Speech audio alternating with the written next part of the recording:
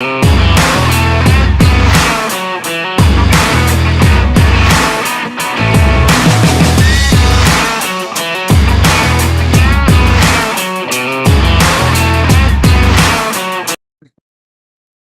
what's up? What's up? What's up? So I'm out here on location struggling. I mean, it's just such a hard day. What's the weather like where you are? Needless to say, I'm in sunny South Florida and it is gorgeous. And that's clearly not the picture I want up. So let's try that one more time. There we go. So, oh my gosh. And my puppy is here with me and he is literally digging right by my feet. So he's trying to figure out how much dirt he can shoot into my shoes. So, one of the things I wanted to talk about is, when you're out there and you're already crushing it as an entrepreneur, like you're killing it, right? And you're going, yeah, Donna, I'm closing 30 to 60% into my high ticket program, and that's pretty good. And I really don't want to disrupt the flow. But then conversely, you recognize that you don't have any guardrails for your conversations. Things go, sometimes they get off track. Sometimes you feel like you left money on the table.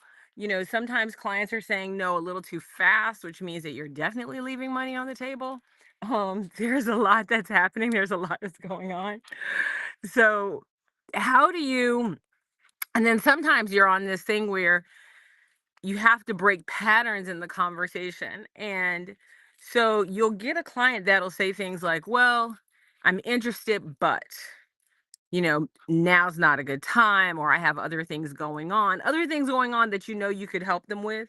I have other things going on, or I have other priorities, or I don't know if the investment is right for the return. They could have a bunch of them. I got to talk to someone else, all of those things. So I'm going to give you a really quick tip, something that you can use right now. I'm not going to be on here for long at all. I'm going to give you a really quick tip, something that you can use when you need to get your client to a yes. But the thing is that they've said yes for to so many things that by the time you get to the point where you're actually making an offer to them, they feel like they now have earned the right to say no, right? And so a lot of times, if you look at the old gurus and some of the dudish marketing, they're constantly like, no, you got to get yes, yes, yes, yes, yes. No, you actually want to break some psychological patterns and you want to get to a no. And let me show you how to do this. First of all, hey, what's up? My name is, and by the way, getting to that no is going to make money. My name is Donna St. Louis. I am co-founder of Fire Savvy. And what we do is we work with people who are professional service providers like coaches, consultants, entrepreneurs, or as I like to say, people who barter on their brilliance, their agency owners. And so one of the things that we do is we help them increase their revenue by making sure, number one, that they have an epic offer. A lot of times we're looking at offers and there's so many opportunities that are missing from using a really good offer. The other thing that they're doing is they need to make sure that they have a really good audience. So, what is that target rich environment, and how are you putting your offer in that target rich environment in a non pushy, salesy, cringy way? And then finally, we make sure that you have the skills to sell. So, today, I'm really going to talk about this one little question, this one tactic that you can literally use on a sales call that would help you, and by the way, even if you're on stage, to help you close more deals faster, right? Because you really want to be being efficient in enrolling clients. So let's just do it real quick. So you have a client, they're on the phone, you've been having a great conversation, you're about 45 minutes in, and what's up, Chanel? That's my co-founder, Chanel Evans, on there. Anyway, you have a client.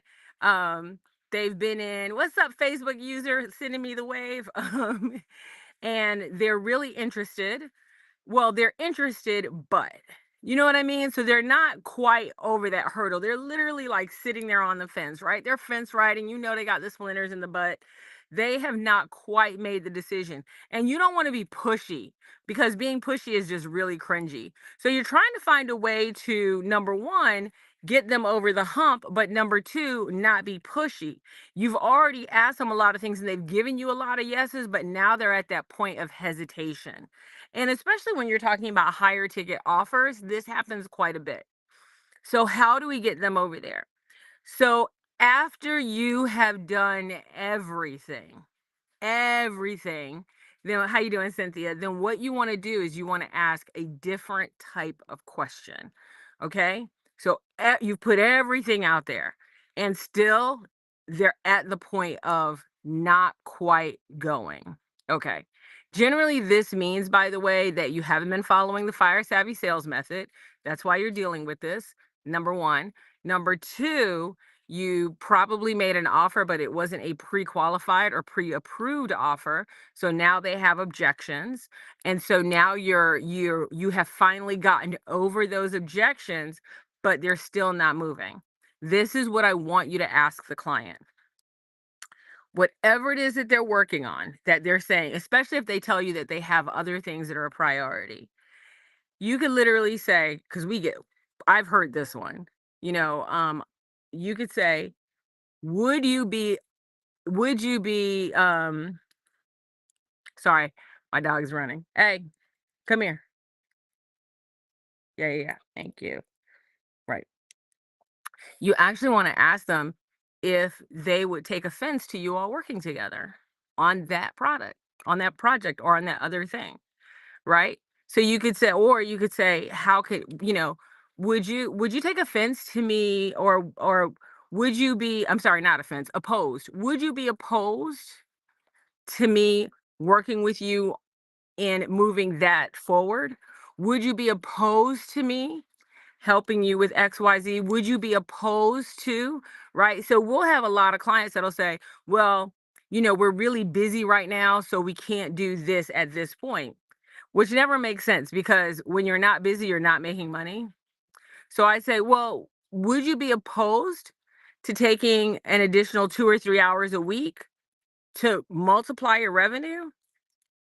And then they're like, no, I wouldn't be opposed to that. Of course, they're not opposed to that.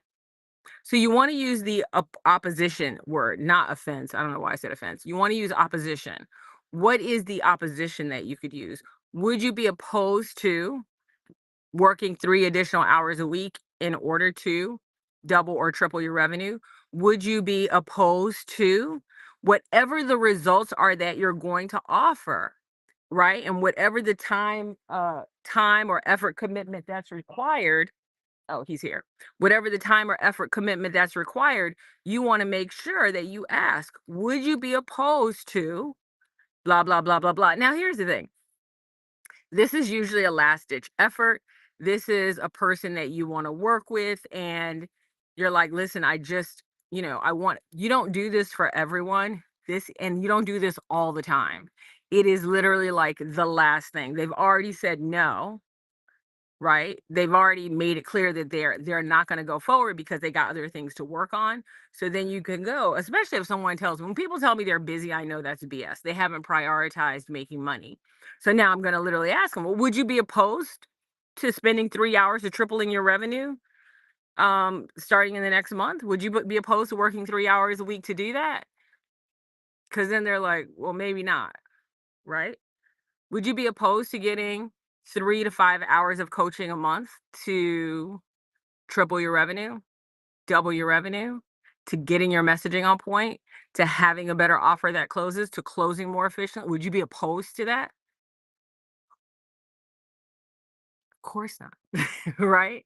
And so you have to break the patterns that clients are used to hearing by saying something they're not used to hearing. This is one of the things that we teach in the Superstar Sales Academy. We teach how to ask better questions because it's not just about asking questions, it's about asking the right questions and better questions. So we've already done week one. However, you can still catch up. Trust me on that. All you got to do is scan the QR code and jump in right now. And this includes a 21-day challenge, and you definitely want to get in on the 21-day sales competition and challenge because that's where people are going to make money. Now, if you already have leads and you're already bringing in leads, then yes, jump in now so we can help you close more of those leads. We want you to close out first quarter on a high note. This is going to set you up for the rest of the quarter. And so, quite honestly, what you have to ask yourself is this: would you be opposed to doubling or tripling your revenue for the year? Would you be opposed to having a challenge that really sets you up to be successful, gives you some guardrails, as well as some accountability to hit those numbers for the first quarter, maybe even hit them higher? If you're not opposed to making more money quickly, then all you got to do is scan that QR code. Hey, that's all I got for you today, and I'll talk to you later. I'm going to go here. I'll give you a quick view of the view. There's the puppy. Say hi, puppy. Good job. Yeah. And this is what I'm struggling with today. I know it's really tough. It's really tough, but yeah, that's what I'm struggling with. And if you're going, wow, she's really out there by herself. Yeah, I really am. It's it really is. And this is my tripod. If you all are wondering, like, where was your phone? It was on the tripod right here. Yeah, this is the tripod for today.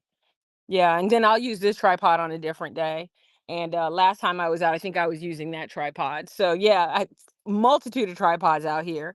And then my trusty companion, who is dirty as hell. He was literally digging in the dirt. Anyway, that's all I got for you today.